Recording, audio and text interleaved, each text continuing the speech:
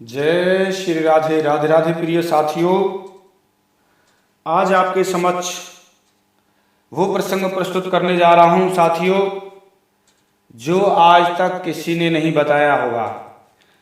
साथियों, चलते हैं मुख्य विषय की ओर। विषय इस प्रकार है कि धृतराष्ट्र ने अपने जीवन में किस मनुष्य के दर्शन किए थे और वो नेत्र कैसे प्राप्त किए थे, जबकि धृतराष्ट्र तो जन्मांध थे, पूरे जीवन भर अंधे थे, किसी के दर्शन नहीं किए थे धृतराष्ट्र ने साथियों। लेकिन मैं दावे के साथ कहता हूं, प्रमाण के साथ कह रहा हूं, धृतराष्ट्र ने अपने जीवन में एक ही व्यक्ति के दर्शन किए हैं।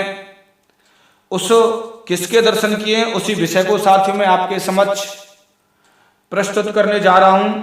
वो विषय इस प्रकार है कि साथियों, एक बात ये उस समय की है जब भगवान श्री कृष्ण पांडवों के शांति दूत बनकर कौरवों के पास जाते हैं, लेकिन दुर्योधन की कुदृष्टि और वो चाहता था कि भगवान श्री कृष्ण को बंदी बना लिया जाए, कैद कर लिया जाए।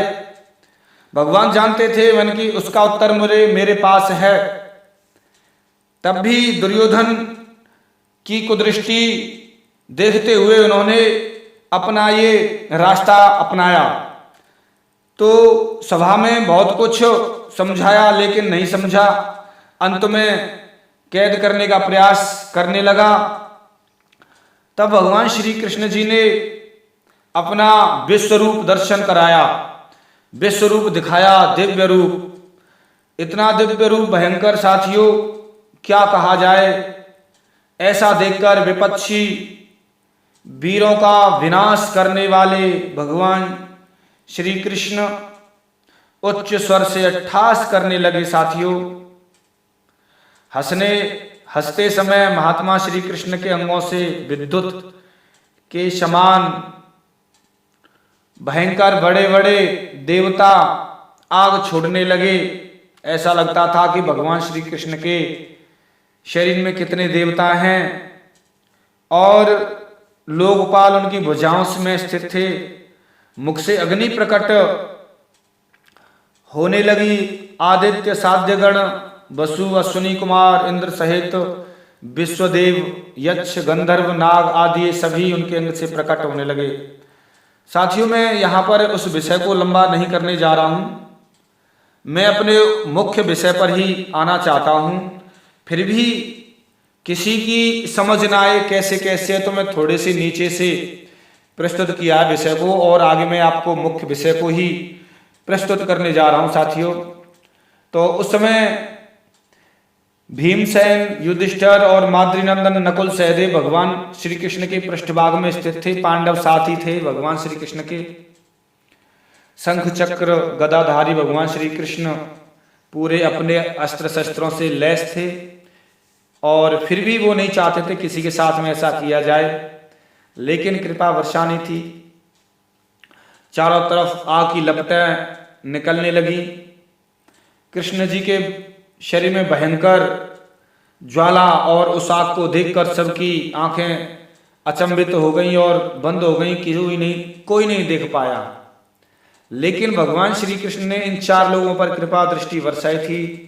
द्रोण, भीष्म और संजय, विदुर, इनको दिव्य दृष्टि दी थी, इसीलिए इन्होंने भगवान श्री कृष्ण के उस दिव्य रूप के दर्शन किए थे और बाकी कोई नहीं कर पाया साथियों। और मुख्य विषय पर आता हूं मैं।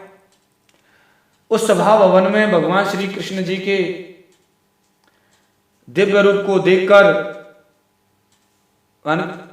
नहीं, सुनकर, क्योंकि धृतराष्ट्र को नहीं पता था कैसा रूप है, क्या है। तो धृतराष्ट्र ने सुना भयंकर भगवान का रूप है, कोई नहीं देख पा रहा है और सभी अग्नि की लपटों के कारण नीचे हो गए हैं। धृतराष्ट्र को बता दिया था संजय ने। तब उस समय धृतराष्ट्र ने भगवान श्री कृष्ण से निवेदन किया, स्तुति की थी, हे कमल नयन, हे यदुकुल तिलक, श्री कृष्ण आप ही संपूर्ण जगत के हितैषी हैं, अतः मुझ पर भी कृपा कीजिए, आपके होते हुए और मैं ऐसे, भगवान ऐसा मत कीजिए आप। भगवान मेरे नेत्रों का त्रयोधान हो चुका है, परंतु आज मैं आपसे पुनः दोनों नेत्र मांगता हूं। प्यारे नंदलाल, केवल आपका दर्शन करना चाहता हूं और आपके सिवा किसी को देखना नहीं चाहता। साथियों, पूरे जीवन में धृतराष्ट्र ने किसी को नहीं देखा, अगर देखा तो भगवान श्री कृष्ण को।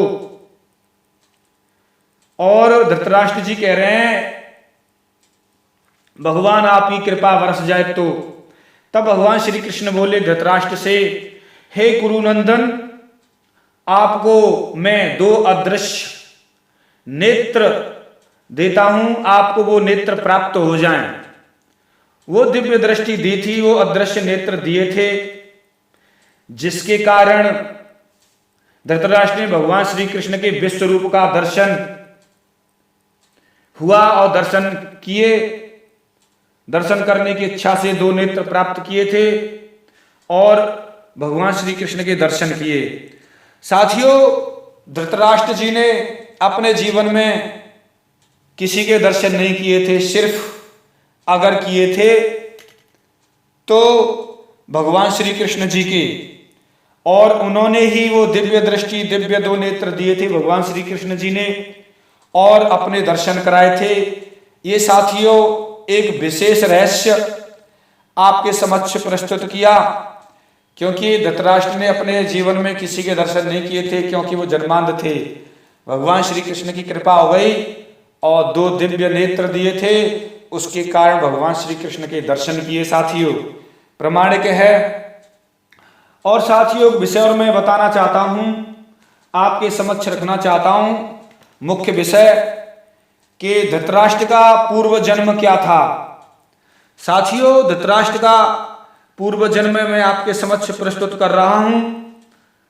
धृतराष्ट्र पिछले जन्म में गंधर्वों के लोक में महाबुद्धिमान गंधर्वराज थे, गंधर्वों के राजा थे, बड़े दिव्य थे, तेजस्वी थे और बड़े बलशाली थे।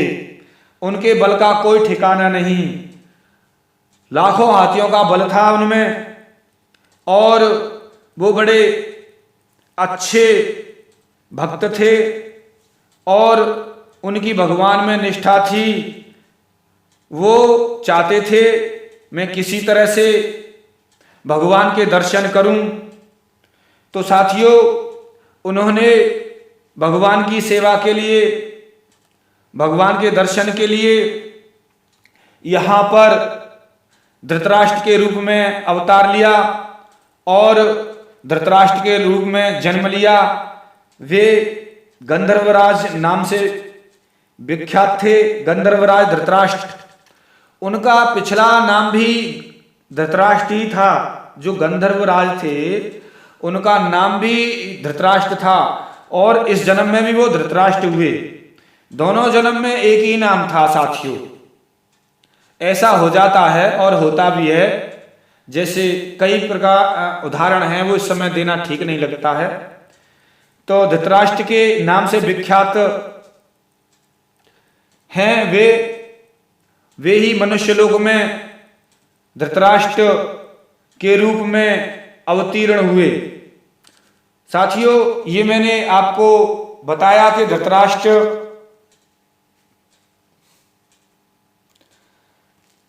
का पूर्व जन्म, धृतराष्ट्र कौन थे पिछले जन्म में और इस जन्म में क्या हैं।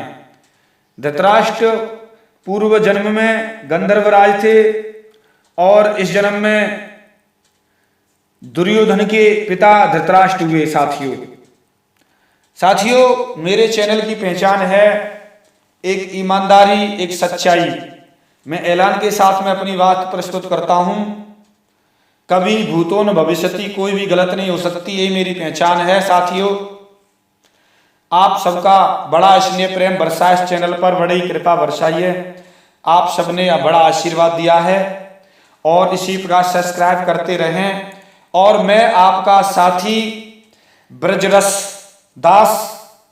साथियों, आप सबके हृदय में विराजमान भगवान श्री कृष्ण के चरणों साष्टांग प्रणाम करते हुए, दंडवत करते हुए मैं आपसे इस समय विदा ले रहा हूं। मिलता हूं साथियों किसी मुख्य विषय के साथ में। तब तक के लिए जय जय श्री राधे, राधे राधे, जय श्री राधे।